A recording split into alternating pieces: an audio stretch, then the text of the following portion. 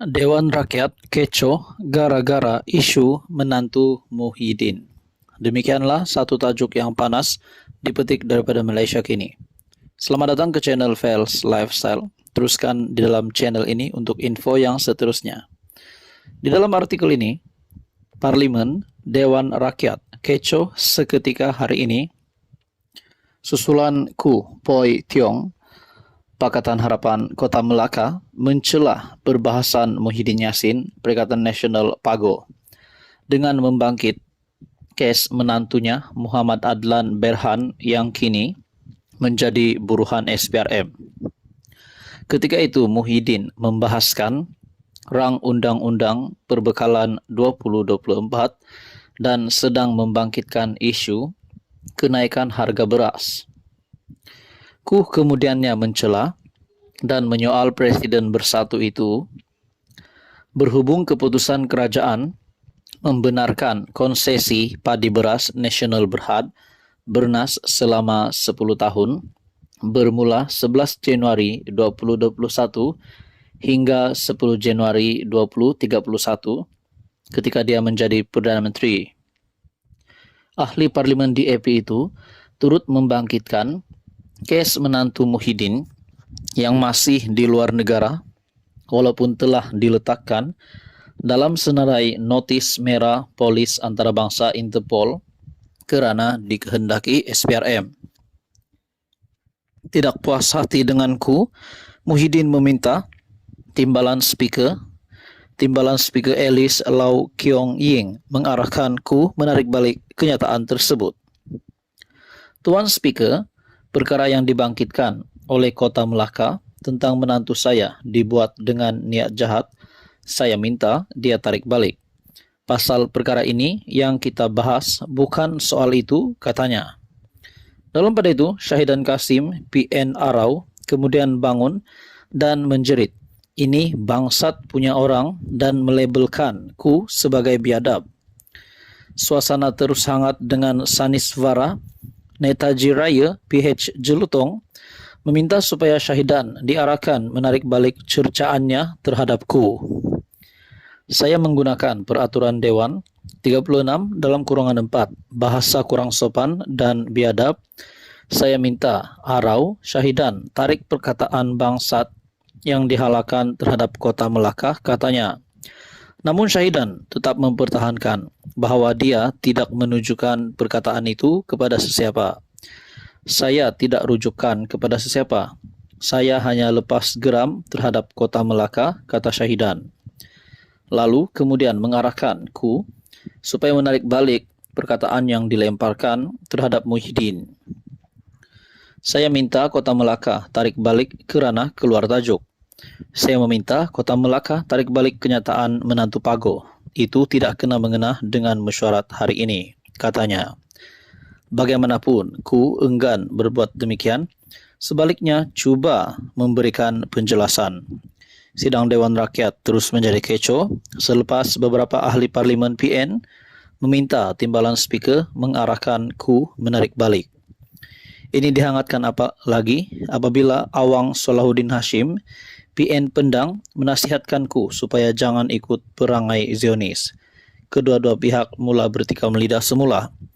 Walaupun berkali-kali meminta Ku menarik balik, wakil rakyat DAP itu enggan berbuat demikian sehingga memaksa Lau mengarahkannya supaya meninggalkan Dewan dan hanya dibenarkan masuk selepas waktu rehat.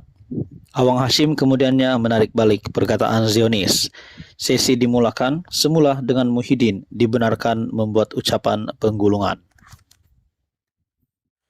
Halo semua, salam sejahtera Malaysia. Tuan-tuan dan puan-puan yang amat dihormati. Terdapat satu kenyataan Datuk Seri Anwar Ibrahim yang pasti mengejutkan semua ahli parlimen di Malaysia, tidak kira dari blok pembangkang dan blok kerajaan. Sekiranya apa yang diumumkan Datuk Seri Anwar Ibrahim ini akan menjadi kenyataan, sudah pasti ini akan menjadi kejatuhan kepada Perikatan Nasional. Tuan-tuan, seperti yang kita tahu, Perdana Menteri sebelum ini juga pernah memberikan tawaran kepada kepimpinan PAS untuk masuk dalam kerajaan perpaduan, dilihat untuk memikat PAS, tetapi sehingga hari ini belum ada respon penolakan dan maupun respon positif. Tetapi saudara-saudara, baru-baru ini sekali lagi Datuk Seri Anwar Ibrahim dalam satu artikel dari Malaysia Kini, Perdana Menteri tak tolak PAS sertai kerajaan jika syarat dasar diterima. Ketika Anwar Ibrahim mengangkat sumpah sebagai Perdana Menteri sebuah kerajaan perpaduan tahun lalu, dia telah memberikan tawaran untuk PAS menyertai kerajaan. Nah, persoalan yang timbul adalah kenapa Datuk Seri Anwar Ibrahim sebagai Perdana Menteri Malaysia yang ke-10 hanya memberi tawaran kepada PAS, bukan kepada parti-parti lain di dalam Perikatan Nasional, khususnya Bersatu. Nah, saudara-saudara, bermakna kalau PAS akan masuk di dalam kerajaan perpaduan, satu blok PAS masuk dalam kerajaan perpaduan, makna kata Perikatan Nasional tinggallah Presiden Bersatu Muhyiddin Yassin, tinggallah Bersatu, tinggallah Gerakan. Nah, adakah ini akan menjadi satu mimpi ngeri buat Muhyiddin sekiranya perkara ini berlaku? Menurut artikel ini, walaupun PAS menolak tawaran itu, ketika itu Anwar berkata, dia tidak akan menghalang kerjasama itu pada masa hadapan. Makna kata, kepimpinan kerajaan perpaduan yang dipimpin oleh Datuk Seri Anwar Ibrahim sentiasa terbuka untuk menerima PAS, menyatakan sokongan kepada kerajaan perpaduan. Begitu juga yang kita dengar baru-baru ini, satu MP dari Bersatu, yaitu Iskandar Zulkarnain, juga telah menyatakan sokongan kepada kepimpinan Datuk Seri Anwar Ibrahim ataupun kerajaan perpaduan, tetapi masih setia di dalam Bersatu.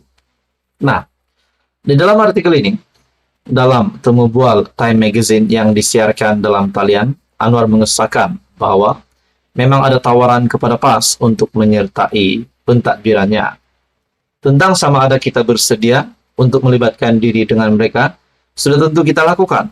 Kita mesti. Dan saya telah menghantar jemputan kepada mereka. Saya telah terbuka dengan idea itu sejak awal. Lagipun, ini adalah kerajaan perpaduan dan kita melakukan yang terbaik untuk negara. Bagaimanapun, Anwar berkata, syarat dasar utama ialah agar PAS menerima bahwa walaupun Islam adalah agama bagi persekutuan, Malaysia adalah sebuah negara berbilangkau dan setiap rakyat mempunyai tempat. Ditanya apakah jawaban PAS? Ini yang dinantikan. Anwar mendakwa tidak ada penolakan. Yang pertama, tidak ada penolakan yang jelas maupun respons positif. Adakah di sini PAS sedang menimbang, sedang berfikir-fikir untuk menyertai kerajaan perpaduan? Seperti yang saya ingat, 40 lebih MP PAS kalau mereka menyatakan sokongan, sekiranya Hadi Awang sebagai presiden akan menyatakan sokongan kepada kepimpinan Datuk Seri Anwar Ibrahim, apa akan berlaku kepada Perikatan Nasional? Dan kalau ini benar, PAS akan masuk di dalam kerajaan perpaduan, satu blok PAS, sudah pasti tidak lagi ada kuasa pembangkang, kuasa kedua, apatah lagi kuasa ketiga yang mampu untuk menandingi kepimpinan kerajaan perpaduan. Setelah hari ini pun kita tahu, bahwa kerajaan perpaduan yang mempunyai majority yang lebih daripada cukup untuk membentuk kerajaan, dan kalau ditambah dengan MP PAS, sudah pasti ini menjadi satu kerajaan yang amat kukuh. Jadi saudara-saudara, apa komen Anda? Ini pasti satu mimpi ngeri buat Muhyiddin Yassin sekiranya PAS menerima tawaran Datuk Seri Anwar Ibrahim ini. Teruskan bersama di dalam channel ini untuk info yang seterusnya. Jangan lupa tekan butang like, share, dan subscribe. Terima kasih.